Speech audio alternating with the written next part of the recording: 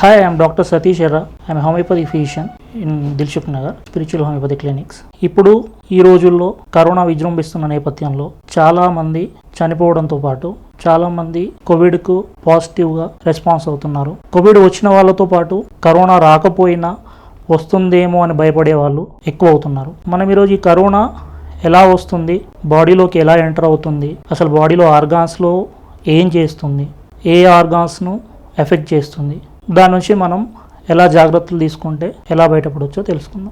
First ఏమవుతుందంటే మనకు COVID-19 అనేది ఏంటంటే ఒక వైరస్ మన బాడీలోకి నోస్ ద్వారా కానీ మౌత్ ద్వారా కానీ లేకపోతే స్కిన్ ద్వారా కానీ అంటే ముట్టుకోవడం ద్వారా కానీ శరీరంలోకి ఎంటర్ అవుతుంది. కరోనా అనే కాదండి, ఏ వైరస్ అయినా కానీ ఏ బ్యాక్టీరియా అయినా కానీ ఎంటర్ అవ్వడం ఎలా అవుతుందంటే మన బాడీలోకి త్రూ రెస్పిరేటరీ అండ్ మౌత్ అంటే నోస్, మౌత్ అండ్ స్కిన్ ద్వారా వస్తూ ఉంటాయి.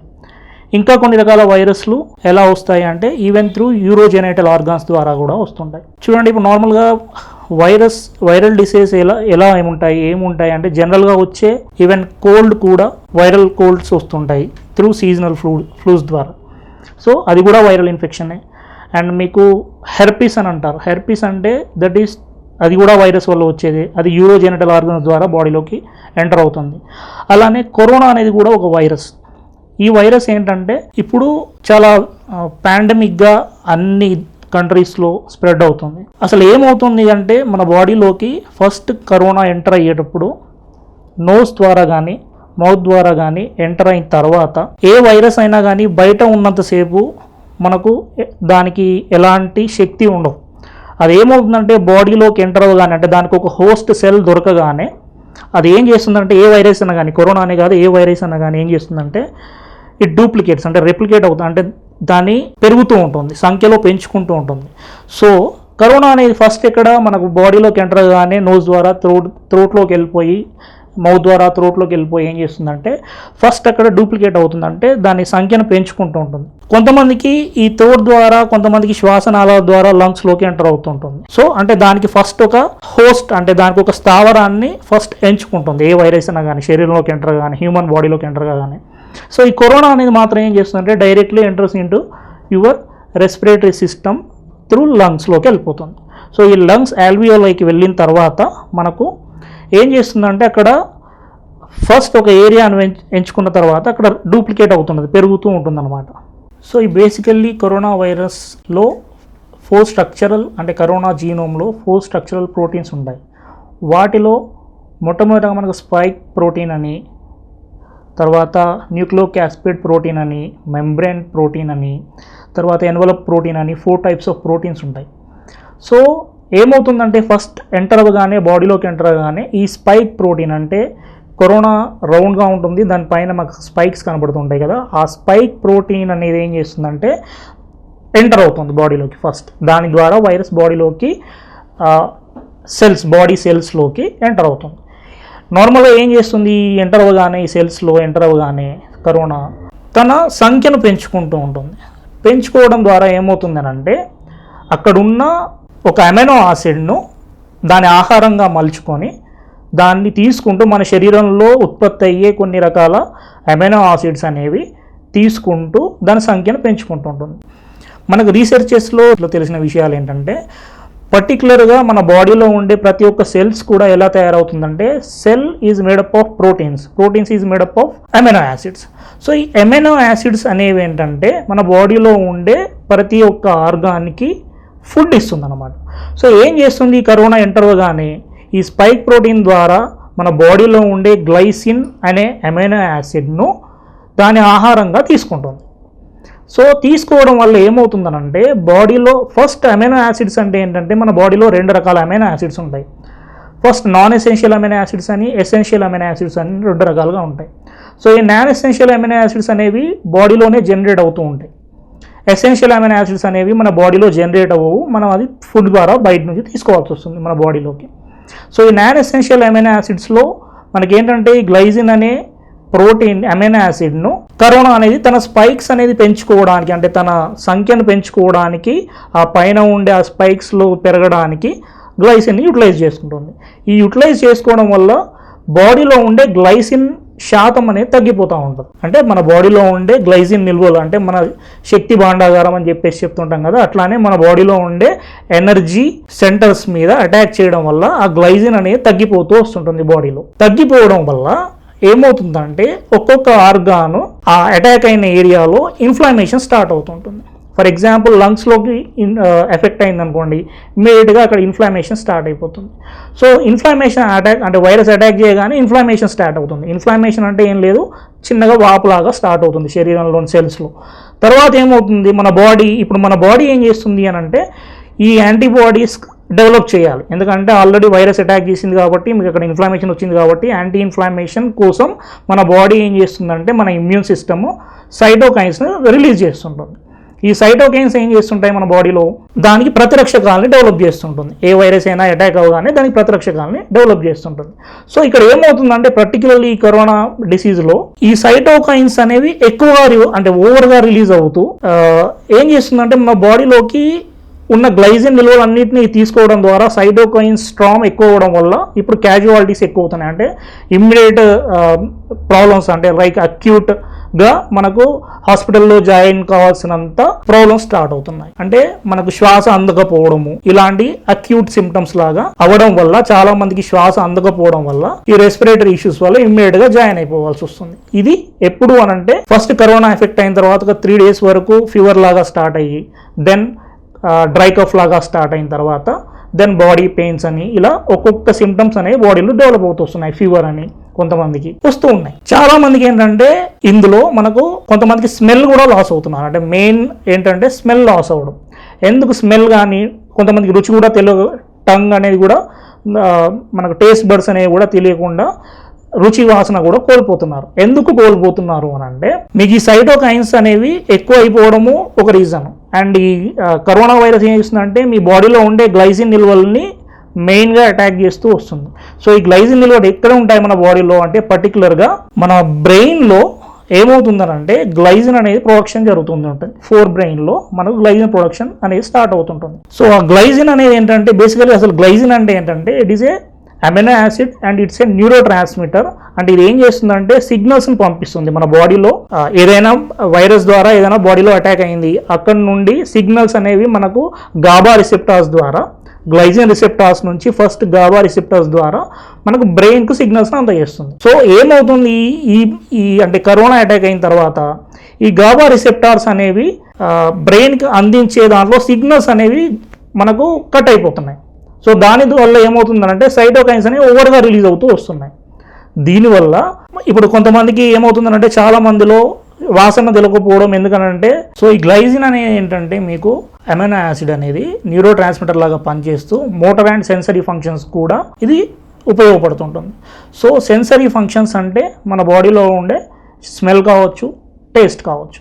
సో ఇది కూడా కోల్పోవాల్సి వస్తుంది. ఎందుకనంటే ఇది అటాక్ చేయడమే, గ్లైసిన్ అటాక్ చేయడం వల్ల మనకు ఈ మన శ్వాసలో ఇబ్బంది కానీ, రుచి కోల్పోవడం కానీ, వాసన కోల్పోవడం కానీ. ఎందుకు అనంటే it attacks in your sensory system also. అంటే బేసిక్గా మన గ్లైసిన్ అనేది ఏంటంటే main utilization for corona virus, అది పెరగడానికి, దాని సంఖ్య పెంచుకోవడానికి. సో ఇప్పుడు మనకు కనిపిస్తున్న సిమ్టమ్స్ అన్నీ కూడా ఇప్పుడు చూడండి, కొంతమందిలో ఏమవుతుంది అంటే హార్ట్ ప్రాబ్లమ్స్ కూడా వస్తున్నాయి, కొంతమందికి కిడ్నీ రిలేటెడ్ ట్రబుల్స్ వస్తున్నాయి, కొంతమందికి శ్వాస సంబంధమైన వ్యాధులు ఎక్కువైపోతున్నాయి, అంటే రెస్పిరేటరీ అటాక్ ఎక్కువైపోతుంది, కొంతమందికి ఏమవుతుంది లివర్ డ్యామేజ్ కూడా అవుతుంది. అంటే కొన్ని కేసెస్లో ఒక్కొక్క ఆర్గాన్ని అది అటాక్ చేస్తూ చేస్తూ చేస్తూ మల్టిపుల్ ఆర్గాన్ డిస్ఫంక్షనీగా తయారవుతుంది. సో ఫస్ట్ స్టార్ట్ అవ్వడం రెస్పిరేటరీ అటాక్ అయిన తర్వాత దెన్ ఇట్ ఎంటర్స్ ఇంటూ ఎక్కడెక్కడ వీక్గా ఉందో మన ఇమ్యూన్ సిస్టమ్, ఏ ఆర్గాన్స్లో వీక్గా ఉందో అది వెళ్తూ అక్కడ అటాక్ చేస్తూ, ఫర్ ఎగ్జాంపుల్ రెస్పిరేటరీ తర్వాత కొంతమందిలో హార్ట్ ఇష్యూస్ వస్తున్నాయి అంటారు, కొంతమందిలో గిడ్డీనెస్ అంటే తల తిరగడము, లేకపోతే ఎక్కువగా ఆందోళన చెందడము, లేకపోతే షిజోఫ్రేనియా అని, లేకపోతే ఇట్లాంటి కొన్ని రకాల న్యూరోనల్ డిసీజెస్ కూడా అటాక్ అవుతున్నాయని కొన్ని కేసెస్లో చెప్తున్నారు. అంటే ఇట్ ఈస్ ఇన్హెరిడిటరీ. ఇప్పుడు ఫర్ ఎగ్జాంపుల్ ఆల్రెడీ ఒక పేషెంట్ ఇలాంటి ఇష్యూస్తో బాధపడుతూ ఉండి కరోనా అటాక్ అయితే ఇవి కూడా యాడ్ అయ్యే ఛాన్సెస్ ఉంటాయి. బేసికల్లీ మనకి ఇప్పుడు ఏంటంటే కరోనా వైరస్ అనేది మనకు బాడీలో ఉండే అమైనో యాసిడ్స్ అనేవి తీసుకోవడం ద్వారా, ఆహారం తీసుకోవడం ద్వారా బాడీలో డెవలప్ అవుతున్నాయి. ఈ గ్లైసిన్ అనేది ఏంటంటే it is a basic neuro transmitter. ఇది ఎక్కడెక్కడ ఉంటుందంటే బాడీలో మజిల్స్లో ఉంటుంది, అండ్ కిడ్నీస్లో ఉంటుంది, బ్రెయిన్లో ఉంటుంది, లివర్లో ఉంటుంది. సో ఇట్లా ప్రతి ఒక్క ఆర్గాన్లో ఉండడం వల్ల మనకేమవుతుందంటే ఇప్పుడు మనకు కనిపించే సిమ్టమ్స్ అన్నీ ఇలానే కనిపిస్తున్నాయి. ఒకరికి రెస్పిరేటరీ అటాక్స్ రావడం వల్ల, సివియర్ రెస్పిరేటరీ అటాక్స్ రావడం వల్ల వాళ్ళు హాస్పిటల్లో జాయిన్ కావాల్సి వస్తుంది. కొంతమంది నార్మల్గా కూడా ఉంటున్నారు, దీనికి వేరే ట్రీట్మెంట్ లేదు కాబట్టి చనిపోతామేమైనా భయం చాలా మందిలో డెవలప్ అవుతుంది. ఎక్కువగా భయపడకండి, ఎందుకనంటే మనకు ఈ గ్లైసిన్ అనేది ప్రొడక్షన్ బాడీలో ఎక్కువ అవుతుంది అనుకోండి, ఆటోమేటికల్లీ మనము ఈ అంటే వైరస్ అటాక్స్ను మనం అట్లీస్ట్ గ్లైసిన్ ప్రొడక్షన్ బాడీలో పెంచుకోవడం ద్వారా వైరస్ అనేది మ్యాక్సిమం దాని ఇంక్యుబేషన్ పీరియడ్ అనేది 14 days వరకు ఉంటుందండి. ఆ 14 daysలో మనము చాలా జాగ్రత్తగా ఉంటూ సరైన జాగ్రత్తలు తీసుకుంటూ ఉంటే, అండ్ ఫుడ్ కూడా మనం దానికి కావాల్సిన అంటే ప్రొడక్షన్ ఏదైతే బాడీలో కావాలో, ఇమ్యూన్ సిస్టమ్ ఏదైతే డెవలప్ కావాలో ఆ ఫుడ్ తీసుకుంటూ కొన్ని జాగ్రత్తలు తీసుకుంటే మనం కరోనా నుంచి బయటపడవచ్చు. ఇదేంటంటే మన కరోనా అనేది ఫస్ట్ టైం కాదండి, మనకు 2002లో సార్స్ అని చెప్పేసి ఆల్రెడీ వచ్చింది. It is also one of the corona disease. కాకపోతే అప్పుడు ఇంతలా డెత్ రేషియో లేదు. తర్వాత 2012లో మనకు MERS మర్స్ అని చెప్పేసి కూడా వచ్చింది, మిడిల్ ఈస్ట్ రెస్పిరేటరీ సిండ్రోమ్ అని చెప్పేసి 2012లో కూడా వచ్చింది. 2002లో కూడా వచ్చిన SARS, severe acute respiratory system diseases, అవి ఏంటంటే ఇది కూడా కరోనాకు సంబంధించిన డిసీజెస్. సో ఈ కరోనా అనేది ఇప్పుడు కొత్తగా స్టార్ట్ కాలేదండి వైరస్. దీనికి స్పీసీస్ అంటే ఈ స్పీసీకి సంబంధించి మనకి ఇంతకుముందు కూడా ఆల్రెడీ ఉన్నాయి డిసీజెస్, కాకపోతే అప్పుడు డెత్ రేషియో తక్కువ. ఈవెన్ ఇప్పటివరకు కూడా సార్స్కు మర్స్కు మనకు ఎలాంటి ఇమ్యునైజేషన్ మెథడ్స్ ఏమీ లేవండి. ఇంతవరకు మనకు వ్యాక్సిన్స్ కూడా రాలేదు వాటికి కూడా, ఎందుకంటే అప్పుడు వచ్చింది అది ఆటోమేటిక్గా వెళ్ళిపోయింది. సో ఎక్కువగా డెత్ రేషియో రాలేదు కాబట్టి వ్యాక్సిన్స్ కూడా రాలేదు. కాకపోతే ఇప్పుడు ఇది పాండమిక్గా కంప్లీట్ వరల్డ్ వైడ్ మనకి ఇబ్బంది పెడుతుంది కాబట్టి వ్యాక్సిన్స్ కోసం ట్రై చేస్తున్నారు. ఆల్మోస్ట్ కొన్ని రకాల మెడిసిన్స్ కూడా వచ్చాయి. ఈ మెడిసిన్స్ కూడా ఏంటంటే మీకు సిమ్టమాటిక్ ట్రీట్మెంట్ మాత్రమే ఉంది. సిమ్టమాటిక్ ట్రీట్మెంట్ అంటే చాలా మందిలో ఫీవర్ వస్తుంది, సో యాంటీపైరెటిక్ డ్రగ్స్ ఇస్తున్నారు. కొంతమందికి సివియర్ రెస్పిరేటరీ ఇష్యూస్ వస్తున్నాయి.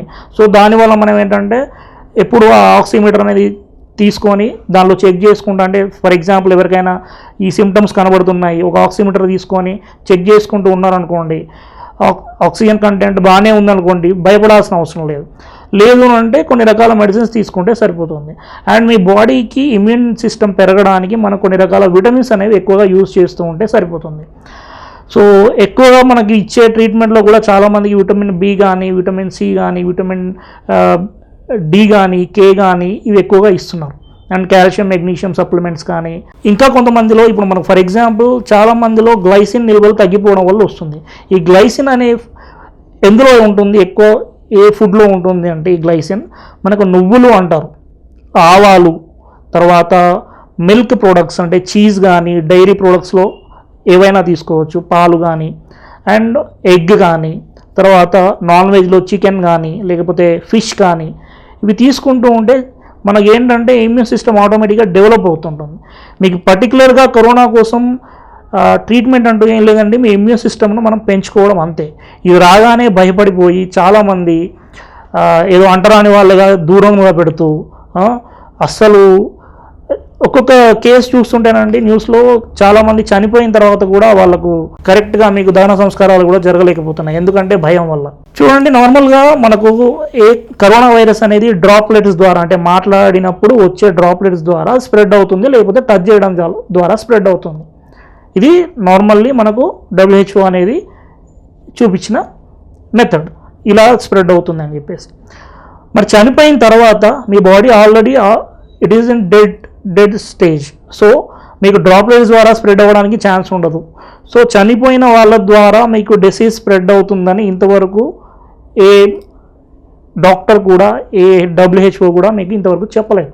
ఎక్కువగా భయపడకండి, ఎక్కువగా భయపడితే ఏమవుతుందంటే మనకు కొంతమందికి కొన్ని రకాల సైకలాజికల్ ట్రబుల్స్ స్టార్ట్ అవుతున్నాయి. యాంగ్జైటీ న్యూరోసిస్ అని అంటారు. అంటే ఎక్కువగా భయపడడం వల్ల చాలామందికి అంటే వస్తుందేమో అంటే లైక్ మీరు ఎక్కువగా కంటిన్యూస్గా టీవీస్ చూడడము, టీవీస్లో న్యూస్ ఛానల్స్లో మీరు కంప్లీట్లీ కరోనాకు సంబంధించిన అప్డేట్స్ చూడడము. ఇప్పుడు ఏమైపోతుందంటే చాలామంది ఎక్కువ బయటికి వెళ్ళకుండా ఇంట్లోనే ఉంటున్నారు. సో టైం ఇంట్లోనే స్పెండ్ చేస్తున్నారు కాబట్టి కొంతమంది వర్క్ ఫ్రమ్ హోమ్ చేస్తున్నారు. సో వీళ్ళు ఏంటంటే రెగ్యులర్గా ఆ అప్డేట్స్ చూడడము, ఆ అప్డేట్స్ చూస్తూ భయపడము. చాలామంది ఏంటంటే ఏవో న్యూస్ చూసి వాళ్ళకు వచ్చిందంట, ఏదో హాస్పిటల్లో ఇలా వచ్చిందంట, ట్రీట్మెంట్ జరగలేదంట, చనిపోతున్నారంట, ఇట్లాంటి నెగటివిటీకి సంబంధించిన వీడియోస్ చూస్తూ చాలామంది చాలా ప్యానిక్ అయిపోతున్నారు. నా దగ్గరకు వచ్చే పేషెంట్స్లో చాలామంది, హోమియోపతికి వచ్చే వాళ్ళలో చాలామంది ఏంటంటే యాంగ్జైటీ రిలేటెడ్ ట్రబుల్స్ కానీ లేకపోతే రెస్పిరేటరీ ఇష్యూస్ కానీ అన్ని రకాల ట్రీట్మెంట్స్కి వస్తుంటారు. కాకపోతే ఈ మధ్యలో ఏమైందంటే ఈ యాంగ్జైటీ ట్రబుల్స్ ఎక్కువైపోయి చాలామంది ప్యానిక్ స్టేజ్లోకి వెళ్ళిపోయి యాంగ్జైటీ న్యూరోసిస్ అనే డిసీజ్ కానీ ఇంకొకటి ఏంటంటే అబ్సెసివ్ కంపల్సివ్ డిసార్డర్ ఓసిడి అని చెప్పేసి డెవలప్ అవుతుంది. ఈ ఓసిడి ఎందుకు వస్తుంది అంటేనండి చాలామంది నీట్గా ఉండండి, బయటికి వెళ్ళినప్పుడు మీరు శానిటైజేషన్ చేసుకోండి, ఎక్కువ శానిటైజర్స్ వాడండి అని చెప్పేసి చెప్పడం వల్ల చాలామంది ప్రతి దానికి అంటే లైక్ ఓసిడి అంటే ఏం లేదండి, అబ్సెసివ్ కంపల్సివ్ డిసార్డర్ అంటే ఓవర్ నీట్నెస్ డిసీజ్ అని చెప్పేసి చెప్తుంటాం జనరల్గా. ఈ ఓవర్ నీట్నెస్ డిసీజ్ అనేది ఇప్పుడు చాలామందిలో డెవలప్ అవుతుంది.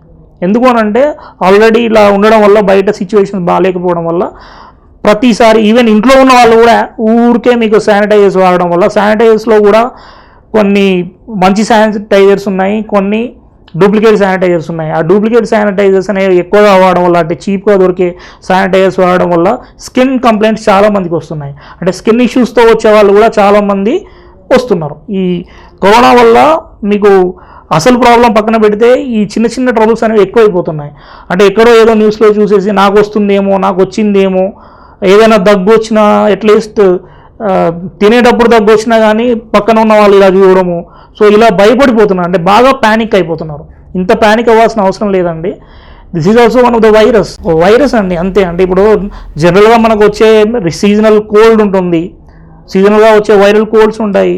కొంతమందికి కోల్డ్తో పాటు అంటే చిన్న చిన్న ప్రాబ్లమ్స్ వైరల్ డిసీజ్ అనేవి ఎవ్రీ సీజన్లో వస్తూ ఉంటాయి. దానికోసం భయపడాల్సిన అవసరం లేదు. దీనికోసం ఎక్కువగా భయపడకండి. మీకు ఏవైనా సిమ్టమ్స్ కనబడగానే ఫస్ట్ ఇమ్మీడియట్గా డాక్టర్స్ని కలవండి. వాళ్ళు అట్లీస్ట్ మీకు సజెషన్స్ ఇస్తారు, ఇలా చేస్తే మీకు ఇలా ఉంటే మీకు కొన్ని రకాల ఇలాంటి ఫుడ్ తింటే మీకు ఇంప్రూవ్ అవుతుంది. విటమిన్ సి కానీ ఇలాంటివి మనం బాగా తీసుకోవడం వల్ల ఈవెన్ ఇంట్లో కూడా కొన్ని పెద్దవాళ్ళు చెప్తుంటారు, ఇది తాగండి, అది తాగండి, కషాయం తాగండి, అది తాగండి అని. అది కూడా మంచిదే. సో ఇలా తీసుకుంటూ మెడికేటెడ్ తీసుకుంటూ జాగ్రత్తగా ఉంటే ఎక్కువగా భయపడాల్సిన అవసరం లేదు. కానీ కొంతమంది ఏం చేస్తున్నారంటే అయితే అతి జాగ్రత్త అవుతుంది, లేకపోతే అజాగ్రత్త అవుతుంది. మన దగ్గర ఉన్న ప్రాబ్లం ఏంటంటే ఇన్ని రోజులు మీకు లాక్డౌన్ పెట్టేసి ఇంట్లో కూర్చోబెడితే కంప్లీట్ మన అన్ని రకాలుగా మనము ఫైనాన్షియల్గా కానీ ఇట్లాంటి ట్రబుల్స్ వస్తున్నాయని చెప్పేసి ఒక 3 months లాక్డౌన్ పెట్టేసి ఓపెన్ చేయగానే ఏం చేస్తున్నారు, చాలామంది విచ్చలవిడిగా తిరుగుతున్నారు. ఆ విచ్చలవిడిగా తిరగడం వల్ల ఏమైందంటే కమ్యూనిటీ స్ప్రెడ్ అవుతుంది. ఆ కమ్యూనిటీ స్ప్రెడ్ అవ్వకుండా ఈ అజాగ్రత్త వల్ల ఏమవుతుంది, చాలామందికి స్ప్రెడ్ అయిపోతుంది. ఎలాంటి అజాగ్రత్తలు, కొంతమంది మాస్క్ పెట్టుకోరు, కొంతమంది సోషల్ డిస్టెన్స్ అనేది పాటించట్లేదు, కొంతమంది నా ఫ్రెండే కదా ఏమవుతుంది అని చెప్పేసి ఒకే బైక్ మీద 4 ట్రావెల్ చేయడము. సో ఇలాంటి మినిమం థింగ్స్ అనేవి పాటించకపోతే వీళ్ళు ఏం చేస్తున్నారంటే క్యారియర్గా పనికి వస్తున్నారు. ఫర్ ఎగ్జాంపుల్ ఒక ఏజ్ అంటే మిడిల్ ఏజ్లో ఉన్న వాళ్ళకు అటాక్ అయినా కానీ, కరోనా అటాక్ అయినా కానీ కొంతమందికి సిమ్టమ్స్ తెలియకుండానే ఆటోమేటిక్గా వాళ్ళ బాడీలోంచి వెళ్ళిపోతుంది 14 daysలో. కొంతమందికి ఏమవుతుందంటే ఇట్లాంటి రెస్పిరేటరీ ఇష్యూస్ రావడం వల్ల అక్యూట్గా బాగా ఇబ్బంది అవ్వడం వల్ల హాస్పిటల్లో జాయిన్ అయ్యి మీకు వెంటిలేటర్స్ కానీ లేకపోతే కృత్రిమంగా శ్వాస తీసుకోవడానికి సంబంధించిన పరికరాలను ఉపయోగించాల్సి వస్తుంది. చాలామంది ఏంటంటే ఈ మినిమం జాగ్రత్త పాటించకుండా ఎక్కువగా తిరుగుతూ స్ప్రెడ్ చేస్తూ ఉన్నారు చాలామంది. అంటే వాళ్ళ ఇమ్యూన్ సిస్టమ్ బాగుండి వాళ్ళకేం కాకపోయినా వాళ్ళు క్యారియర్స్ లాగా వేరే వాళ్ళకు స్ప్రెడ్ చేస్తూ వస్తున్నారు కమ్యూనిటీలో. ఈ అజాగ్రత్త వల్ల చాలామందికి స్ప్రెడ్ అవుతూ వస్తుంది. లేకపోతే స్ప్రెడ్ అవ్వడం తగ్గిందనుకోండి, ఆటోమేటికల్లీ మీకు ఆ వైరస్ ఉండేదే 14 days కాబట్టి ఇంక్యుబేషన్ పీరియడ్ అని చెప్పేసి చెప్తాం. ఆ ఇంక్యుబేషన్ పీరియడ్లో మీరు ఏదైనా అటాక్ అయిందనిపించింది అంటే మినిమం మైల్డ్ ఏదైనా సిమ్టమ్స్ కనిపిస్తున్నా ఇంట్లో ఉండిపోండి, జాగ్రత్తగా ఉండండి. వేరే వాళ్ళకు స్ప్రెడ్ చేయకుండా ఉంటే అదే ఇప్పుడు మనం సమాజానికి చేసే ఒక పెద్ద హెల్ప్. సో కొంచెం ఏదైనా సిమ్టమ్స్ కనబడితే జాగ్రత్తగా ఉండండి, ఎక్కువగా క్యారియర్స్ లాగా స్ప్రెడ్ చేయకండి. ఎందుకంటే ఇమ్యూన్ సిస్టమ్ బాగున్న వాళ్ళు పర్లేదు, కానీ ఇమ్యూన్ సిస్టమ్ వీక్గా ఉన్న వాళ్ళు, ఈవెన్ మిడిల్ ఏజ్లో ఉన్న వాళ్ళకు కూడా కొన్ని కేసెస్ చూస్తున్నాము. డిసీజ్ వచ్చేసి ఇమ్మీడియట్లీ డెత్లోకి వెళ్ళిపోతున్నారు. సో వీళ్ళు ఎందుకు వెళ్ళిపోతున్నారు అంటే ఇమ్యూన్ సిస్టమ్ వీక్గా ఉండడం వల్ల. సో ఇమ్యూన్ సిస్టమ్ బాగున్న వాళ్ళు మాకేం కాలేదు కదా అని చెప్పేసి సిమ్టమ్స్ ఉన్నా కానీ బయట తిరుగుతూ వేరే వాళ్ళకు స్ప్రెడ్ చేయడం బదులు కొంచెం జాగ్రత్తగా ఉంటే మనకు ఈ స్ప్రెడ్ అనేది కొంచెం తగ్గుతుంది. ఇంకొంతమంది ఏంటంటే అతి జాగ్రత్తలో కూడా మనకి డిసీజ్ బాగా స్ప్రెడ్ అవుతూ వస్తుంది. అంటే ఏంటంటే అసలు ఇంకా ఎలా అంటే కొంతమంది ఎవరైనా కరోనా అనే మాట వినగానే దానికి బాగా ప్యానిక్ అయిపోయి ఈవెన్ న్యూస్లో చూసిన కొంతమంది ఫోన్ కూడా ముట్టుకోవట్లేదండి. ఫర్ ఎగ్జాంపుల్ ఇంట్లో వస్తువులు కూడా ఏది ముట్టుకోవట్లేదు, దాన్ని కడిగిందే కడగడము, తుడిచిందే తుడిచడము, వాళ్ళు అసలు బయటికి వెళ్ళేది కూడా ఉండరు. కొంతమంది ఫిమేల్స్లో ఏం చేస్తున్నారంటే ఇంట్లోంచి బయటికి వెళ్ళేది కూడా ఉండదు. కాకపోతే వాళ్ళు ఏం చేస్తున్నారంటే ఇంకా కరోనా వస్తుందని చెప్పేసి ఆ వచ్చిన పాల ప్యాకెట్లను లేకపోతే వచ్చిన బయట నుంచి వచ్చిన ప్రతి ఒక్క దాన్ని సర్ఫ్లో వేసి కడగడాలు ఇట్లాంటివి చాలా చూస్తున్నాను. ఇవన్నీ సిల్లీగా ఉంటాయి కానీ చాలామంది చూస్తున్నాను నేను. ఏంటంటే ఈవెన్ అపార్ట్మెంట్స్లో కూడా చాలామంది అవి రాగానే మొత్తం కడిగేయడము, కూరగాయలను కడిగేయడము, ఇవన్నీ ఏంటంటే అతి జాగ్రత్త అంటాం. అంటే it leads to OCD, obsessive compulsive డిసార్డర్లోకి వెళ్ళిపోతుంది. సో అతి జాగ్రత్తగా ఉన్న ప్రమాదమే, అజాగ్రత్తగా ఉన్న ప్రమాదమే. మినిమం జాగ్రత్తలు పాటిస్తూ మనం కరోనా ఎదుర్కోవచ్చు. చాలామంది వైరల్ అటాక్స్ వల్ల కానీ లేకపోతే బ్యాక్టీరియా వల్ల కానీ వచ్చే డిసీజెస్ కోసం చాలా భయపడుతున్నారు. అటాక్ అవ్వగానే మనకేదో డిసీజ్ వస్తాయని చెప్పేసి చాలామంది బ్యాక్టీరియా అనగానే వైరస్ అనగానే మన బాడీలో కంప్లీట్గా డ్యామేజ్ చేసి వస్తుంది, ఇన్ఫెక్షన్స్ వస్తాయి, సో ఇంకేదో అయిపోతుందని భయపడుతున్నారు. యాక్చువల్గా భూమి మీద హ్యూమన్స్తో పాటు చాలా రకాల జంతు జాతులు ఉన్నాయి. వీటిలో కనబడనివి కూడా ఉన్నాయి. అంటే మైక్రో ఆర్గానిజమ్స్ అని అంటాం. ఈ మైక్రో ఆర్గానిజమ్స్ అనేవి మనకు 5 టైప్స్ ఆఫ్ మైక్రో ఆర్గానిజమ్స్ను మనకు శాస్త్రవేత్తలు గుర్తించారు. వాటిలో bacteria, virus and protozoa, then fungi and helminths. These are the 5 types of micro organisms. ఇవి ఏంటంటే మనకు తెలిసినవి, అంటే శాస్త్రవేత్తలు గుర్తించినవి. తెలియనివి చాలా మైక్రో ఆర్గానిజమ్స్ అనేవి మన చుట్టూ ఎప్పుడూ తిరుగుతూ ఉంటాయి. ఇంకొక విషయం ఏంటంటే మీకు బ్యాక్టీరియాస్ అనేవి దీంట్లో గుడ్ బ్యాక్టీరియాస్ ఉంటాయి, బ్యాడ్ బ్యాక్టీరియాస్ ఉంటాయి. మన బాడీ అంటే ఈవెన్ సిన్స్ చైల్డ్హుడ్, మనం పుట్టినప్పటి నుంచి మీకు తెలుసో తెలియదో చాలామందికి ఈ మైక్రో ఆర్గానిజమ్స్ అనేవి మన చుట్టుపక్కల ప్రతి ఒక్క ఏరియాలో ఉంటాయండి. మనం పుట్టినప్పటి నుంచి మైక్రో ఆర్గానిజమ్స్ తోటే పెరుగుతున్నాం. మనం బ్యాక్టీరియాస్లో మన బాడీలో ఆల్మోస్ట్ ఒక బిలియన్స్ ఆఫ్ బ్యాక్టీరియాస్ మన గట్లోనే ఉంటాయండి. Gut in the sense intestines and అబ్డామెన్లో మనం పుట్టినప్పటి నుంచి ఈవెన్ సిన్స్ చైల్డ్హుడ్ అని పుట్టినప్పటి నుంచి మనం బ్యాక్టీరియాస్ తోటే పెరుగుతున్నాం. ఈవెన్ మన డైజెషన్కు ఉపయోగపడే బ్యాక్టీరియాస్ కూడా ఉన్నాయి. చాలామంది ఏంటంటే బ్యాక్టీరియా రాగానే బ్యాక్టీరియా ఇన్ఫెక్షన్ వచ్చింది, డిసీజ్ వస్తున్నాయని చెప్పేసి చాలామంది అనుకుంటారు. కాదండి, బ్యాక్టీరియాస్లో కూడా లాక్టోబాసిల్లై అనే ఒక బ్యాక్టీరియా ఉంటుందండి. ఈ లాక్టోబాసిల్లై అనే బ్యాక్టీరియా మనకు హ్యూమన్ వెజైనాలో ఉంటుంది, కొంతమందికి ఏంటంటే స్కిన్ పైన ఉంటుంది. సో ఇట్లా కొన్ని పర్టికులర్ ఏరియాస్లో బ్యాక్టీరియాస్ అనేవి, ఇప్పుడు నార్మల్గా బ్యాక్టీరియాస్ ఎక్కడెక్కడ ఉంటాయి హ్యూమన్ బాడీలో అంటే స్కిన్ పైన ఉంటుంది, నోస్లో ఉంటుంది, మౌత్లో ఉంటుంది, థ్రోట్లో కూడా ఉంటుంది. సో ఇవన్నీ మన బాడీలో ఉంటాయి. ఈవెన్ గట్ ఇంటెస్టైన్లో కూడా ఉంటుంది. అండ్ కొంతమందికి ఫిమేల్స్లో వెజైనా ఏరియాస్లో కూడా కొన్ని బ్యాక్టీరియాస్ ఉంటాయి. ఇవన్నీ ఫ్రెండ్లీ బ్యాక్టీరియా. ఇవి ఉండడం వల్లనే మనకేంటంటే బ్యాక్టీరియా, గుడ్ బ్యాక్టీరియా అనేది బయట నుంచి వచ్చే బ్యాక్టీరియల్ ఇన్ఫెక్షన్స్ నుంచి కాపాడడానికి కూడా మనకు ఉపయోగపడుతుంటాయి. మనకు లాక్టోబాసిల్లై అనే బ్యాక్టీరియా మనం పుట్టినప్పుడు ప్రెగ్నెన్సీ టైంలో, డెలివరీ టైంలో ఏంటంటే త్రూ వెజైనా ద్వారా మనకు బేబీ బయటకు వచ్చేటప్పుడు ఆ వెజైనా ఉండే స్కిన్లో ఉండే లాక్టోబాసిల్లై అనేది హ్యూమన్ బాడీకి అంటే ఆ చైల్డ్కి ఎంటర్ అయిన తర్వాత, చైల్డ్ బాడీలోకి ఎంటర్ అయిన తర్వాత ఇదేం చేస్తుందంటే చిన్నపిల్లల్లో ఇంటెస్టైన్లోకి ఎంటర్ అయ్యి మనకు డైజెషన్ ప్రాబ్లమ్స్ రాకుండా కాపాడుతుంది. బ్యాక్టీరియాస్ కానీ వైరస్ కానీ ఇట్లాంటివి బాడీలోకి రాగానే మనకి ఏదో అయిపోతుందని టెన్షన్ పడకండి. ఇదంతా ఎందుకు చెప్తున్నా అంటే we are living with all the microorganisms in earth. ఇందులో ఒక బైఫిడో బ్యాక్టీరియా అని చెప్పేసి ప్రతి ఒక్క హ్యూమన్ బాడీలో ఉంటుంది. అది గట్లో ఉంటుంది, అంటే ఇంటెస్టైన్స్లో ఉంటుంది. ఇది ఏం చేస్తుందంటే పర్టికులర్గా మన బాడీలో డైజెషన్ కోసం ఉపయోగపడుతుంది. బ్యాక్టీరియల్ ఇన్ఫెక్షన్స్ కానీ, వైరల్ ఇన్ఫెక్షన్స్ కానీ, ఇంకేమైనా ఇన్ఫెక్షన్స్ కానీ వస్తే ఎక్కువ టెన్షన్ పడకండి. ఇవి చిన్న ఇన్ఫెక్షన్స్ అంతే. సో ఏదో కంటికి కనబడని చిన్న చిన్న మైక్రో ఆర్గానిజమ్స్ ఇవి. ఇంకా బ్యాక్టీరియా అయినా బాడీలోకి ఎంటర్ అయిన తర్వాత చాలా టైం వరకు బాడీలో ఉండే ఛాన్సెస్ ఉంటాయి. ఇన్ఫెక్షన్స్ అంటే బ్యాడ్ బ్యాక్టీరియా వల్ల ఇన్ఫెక్షన్స్ వచ్చే ఛాన్సెస్ ఉంటాయి. కానీ వైరస్ మాత్రం ఎక్కువసేపు బాడీలో ఉండదండి. దానిలో ఓన్లీ ఆర్ఎన్ఏ ఉంటుంది. ఆ ఆర్ఎన్ఏ అనేది బాడీలో డూప్లికేట్ అయినంతసేపు, అంటే ఒక హోస్ట్ సెల్, అంటే వైరస్ ఏదైనా కానీ దానికి ఒక హోస్ట్, దానికి ఒక అంటే ఆర్గాన్ దొరికేంత వరకే ఉంటుంది. ఆర్గాన్ దొరికిన తర్వాత దాంట్లో డూప్లికేట్ అవుతూ దాని సంఖ్యను పెంచుకుంటూ ఉంటుంది అంతే తప్ప, లేకపోతే వైరస్ చేసేది ఏముండదండి. వైరస్ నార్మల్గా బయట ఎక్కడైనా ఉంటుంది వైరస్, అది బాడీలోకి ఎంటర్ అయిన తర్వాతనే దాని అటాక్ అనేది ఎక్కువ అవుతుంటుంది. సో వైరల్ ఇన్ఫెక్షన్స్ రాగానే, ఇంకేమైనా ఇన్ఫెక్షన్స్ రాగానే ఎక్కువ టెన్షన్ పడకండి, ఎక్కువ భయపడకండి. చాలామంది ప్యానిక్ స్టేజ్లోకి వెళ్ళిపోతున్నారు. ఇదంతా ఎందుకు చెప్తున్నా అంటే భయపడొద్దు అని చెప్తున్నాను. సో భయపడొద్దని చెప్తున్నా అని చెప్పేసి మళ్ళీ కంప్లీట్గా జాగ్రత్త తీసుకోకుండా ఉంటే అది కూడా తప్పేనండి. సో ఎందుకంటే చాలామంది పేషెంట్స్ నా దగ్గరకు వస్తున్న పేషెంట్స్లో, సార్ కరోనా గురించి చాలా ప్యానిక్ అయిపోతున్నాను, నాకు అసలు ఈవెన్ ఏదైనా న్యూస్ ఛానల్ చూడగానే వాళ్ళకి ఏంటంటే ఒక రకమైన సిమ్టమ్స్, అంటే నాకు వచ్చేస్తుందేమో, నాకు వస్తుందేమో అనే భయంతో చాలామందికి ఫీవర్స్ కానీ ఇవన్నీ డెవలప్ అవుతున్నాయి. అది అక్యూట్ ఫీవర్స్ ఉంటాయి, కానీ వాళ్ళు అది కరోనా అని చెప్పేసి ఏం చేస్తున్నారంటే, ఈవెన్ ఏదైనా చిన్న అటాక్ అంటే రెస్పిరేటరీ అంటే కొంచెం డ్రై కఫ్ రాగానే, ఇంకేదైనా కఫ్ రాగానే ఇమ్మీడియట్గా వాళ్ళు ఏం చేస్తున్నారు, నాకు ఏదో అయిపోయిందని భయపడుతూ ప్రైవేట్ హాస్పిటల్స్ చుట్టూ బెడ్స్ దొరకట్లేదని చెప్పేసి తిరుగుతూ చాలా ప్యానిక్ అయిపోతున్నారు. Even without any symptoms. Even మీరు హాస్పిటల్స్కి వెళ్ళినా కూడా వాళ్ళు చేసేది ఏముండదు, మీకు జస్ట్ కావాల్సిన ఫుడ్, అంటే ఇమ్యూనిటీ పెరగడానికి ఫుడ్ ఇస్తూ, కొన్ని రకాల మెడిసిన్స్ ఇస్తూ, వాళ్ళు అంటే ఎక్కువగా సివియారిటీ లేని వాళ్ళకు సివియారిటీ, ఇప్పుడు ఫర్ ఎగ్జాంపుల్ ఒక 1000 మందిని తీసుకుంటే ఒక 1% మనకు ఎక్కువగా డ్యామేజ్ అయ్యే కేసెస్ కనిపిస్తున్నాయి. సో ఆ 1000 మందిలో 1% డ్యామేజ్ అయ్యే వాళ్ళకు అవుతుంది. అది బికాజ్ ఆఫ్ వాళ్ళ అజాగ్రత్త వల్ల. ఈ అతి జాగ్రత్త వల్ల ఏమవుతుందంటే ఈ 900 మంది, మిగతా 900 మంది ఏంటంటే భయపడిపోతున్నాం.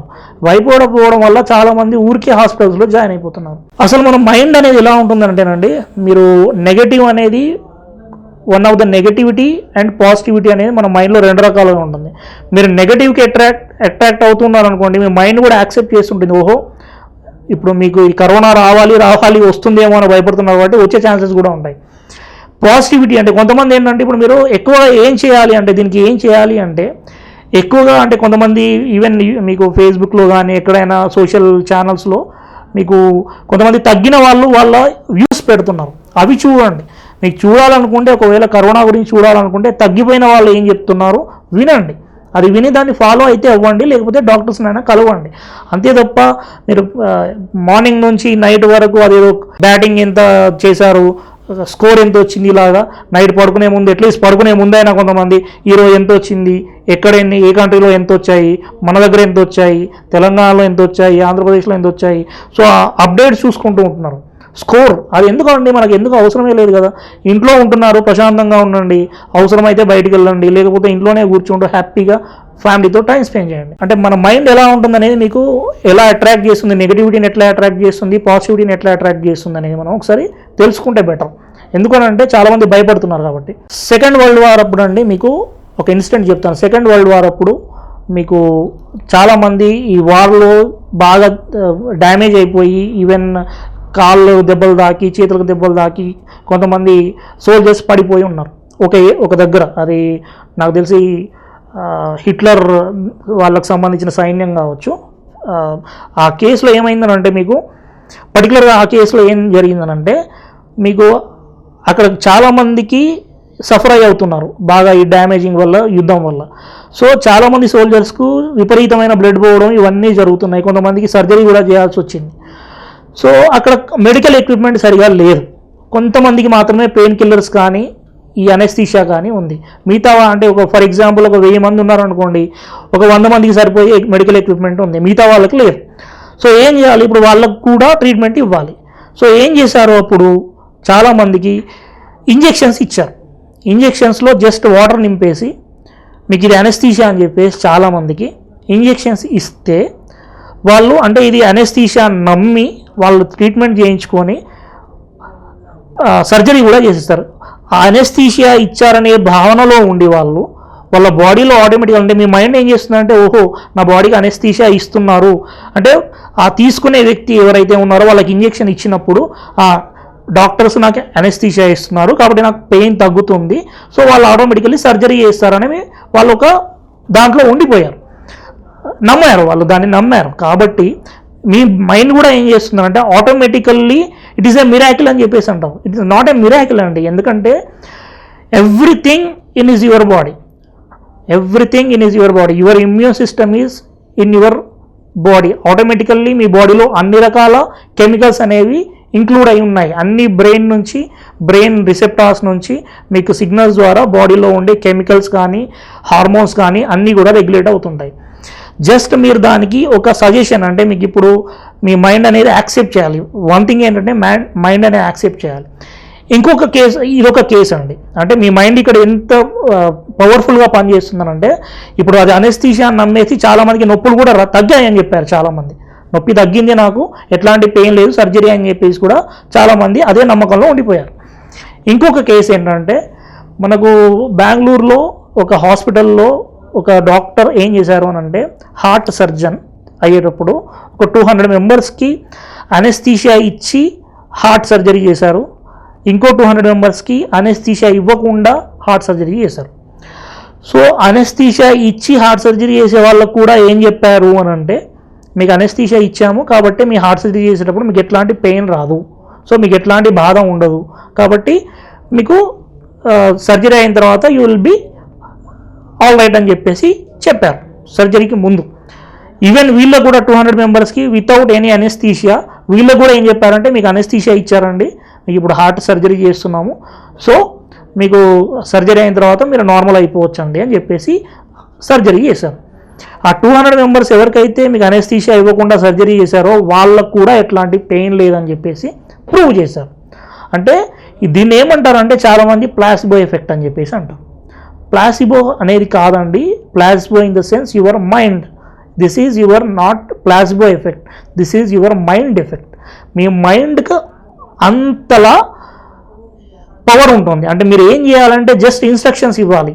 ఇదంతా ఎందుకు చెప్తున్నానంటే మీకు మీ మైండ్కి మీరు ఎట్లా అయితే ఫీడ్ చేస్తుంటారో మీ మైండ్ అట్లా పనిచేస్తూ ఉంటుంది.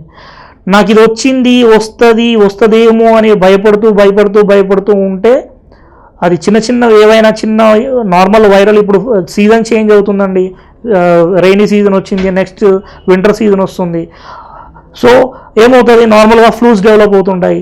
ఈ నార్మల్ ఫ్లూస్కు సీజనల్ ఫ్లూస్కు ఈ కరోనాకు చాలామందికి తేడా తెలియక చాలామంది భయపడుతున్నారు. సో ఏం చేయండి అంటే మీరు ఎక్కువగా నెగటివిటీని చూడకుండా పాజిటివిటీ అంటే జాగ్రత్త తీసుకుంటూ మీ ఇంట్లో మీరుంటూ చిన్న జాగ్రత్తలు పాటిస్తూ ఎక్కువ బయట తిరగకుండా సోషల్ డిస్టెన్స్ని పాటిస్తూ మాస్కులు తొడుక్కుంటూ మీరు జాగ్రత్తగా ఉంటే ఎట్లాంటి భయం పడాల్సిన అవసరం లేదండి. మీకు ఈ కరోనా కావచ్చు, ఇంకేదైనా వైరల్ ఇన్ఫెక్షన్స్ కావచ్చు, ఇవి వస్తుంటాయి పోతుంటాయండి. ఎక్కువగా అయ్యేంత వరకు మాత్రం వెయిట్ చేయకండి. ఏవైనా సిమ్టమ్స్ కనబడగానే డాక్టర్స్ని కలవండి. మీకు ఈవెన్ ఆయుర్వేదాలో నాకు తెలిసిన ఫ్రెండ్స్లో కూడా కొంతమంది సిమ్టమాటిక్ ట్రీట్మెంట్స్తో ఇవ్వడం వల్ల పాజిటివ్ వచ్చిన కేసెస్, నెగిటివ్ వచ్చిన కేసెస్ ఉన్నాయి. ఈవెన్ ఇన్ అవర్ హోమియోపతిలో అంటే these are called as alternative systems, not only allopathy, normal in homeopathy కావచ్చు, ఆయుర్వేద కావచ్చు, ఇంకేమైనా హెర్బల్ కావచ్చు, వీళ్ళలో కూడా కొంతమంది డాక్టర్స్ సిమ్టమాటిక్ ట్రీట్మెంట్, ఇప్పుడు మీకు ఇచ్చేవన్నీ సిమ్టమాటిక్ ట్రీట్మెంటేనండి. ఆ సిమ్టమాటిక్ ట్రీట్మెంట్స్లో ఆ సిమ్టమ్స్ చూసుకుంటూ వచ్చిన అటాక్ అయ్యింది అని మీకు అనిపించగానే ఫస్ట్ వెళ్ళి డాక్టర్స్ కలిస్తే, మీకు దగ్గరలో ఉన్న డాక్టర్ ఎవరైనా డాక్టర్ని కలిసి అట్లీస్ట్ మీరు అంటే పాజిటివ్ రాకముందు ఏవైనా సిమ్టమ్స్ కనబడగానే డాక్టర్స్ని కలిస్తే మీకు అందులో హోమియోపతిలో కూడా మా దగ్గర వచ్చిన కేసులో కూడా కొంతమంది రిఫరల్ పేషెంట్స్లో పాజిటివ్ వచ్చి వితిన్ 1 వీక్లో 10 డేస్లో మళ్ళీ టెస్ట్ చేపిస్తే నెగిటివ్ వచ్చిన కేసెస్ కూడా ఉన్నాయి. సో భయపడకండి, సిమ్టమాటిక్ ట్రీట్మెంట్ ఇస్తే మీకు హోమియోపతిలో అయినా ఆయుర్వేదలో అయినా అలోపతిలో అయినా మీకు దీని ట్రీట్మెంట్ ఉంది. ఎక్కువగా భయపడకండి. మరీ సివియర్ స్టేజ్కి వెళ్ళే వరకు వెళ్ళకండి. ఈ మల్టీ ఆర్గాన్ డిస్టర్బెన్సెస్ అనేవి ఎందుకు వస్తున్నాయంటే బికాజ్ ఆల్రెడీ ఉన్న వాళ్ళు ఏవైనా అంటే ఆల్రెడీ వాళ్ళ హిస్టరీలో ఇంకేమైనా ఉండుంటే వాళ్ళకు వచ్చే ఛాన్సెస్ ఉంటాయి. సో ఎక్కువ భయపడకండి. మీ మైండ్కు మీరు సజెషన్ ఇవ్వండి ఏంటంటే ఎక్కువ భయపడకుండా ఎక్కువగా పాజిటివిటీ అంటే ఏంటంటే హ్యాపీగా ఉంటూ ఇంట్లో ఉన్న వాళ్ళతో ఎంజాయ్ చేయకుండా ఊరికే ఫోన్లో పట్టుకొని ఆ కరోనా అప్డేట్ చూసుకుంటూ ఎక్కువగా టెన్షన్ పడుతూ పిల్లల్లో కూడా భయాన్ని నూరిపోస్తున్నారు చాలామంది. అంటే కరోనా వచ్చింది కదా బయటికి వెళ్ళొద్దు, కరోనా వచ్చింది కదా చెప్పండి, జాగ్రత్తలు చెప్పండి, కానీ అతి జాగ్రత్తతో ఏం చేస్తున్నారంటే వాళ్ళకు కూడా కరోనా అంటే ఒక రకమైన భయంని సృష్టిస్తున్నారు. సో ఇంట్లో ఉంచండి పిల్లల్ని, ఇంట్లోనే ఆడుకొనివ్వండి, మీరు కూడా వాళ్ళతో టైం స్పెండ్ చేయండి, ఎక్కువగా పాజిటివ్గా ఉండేటట్టు చూడండి, ఎక్కువ నెగటివ్ వైపు వెళ్ళకండి. అంటే ఈవెన్ న్యూస్ ఛానల్స్ కూడా కొన్ని రోజులు చూడకండి.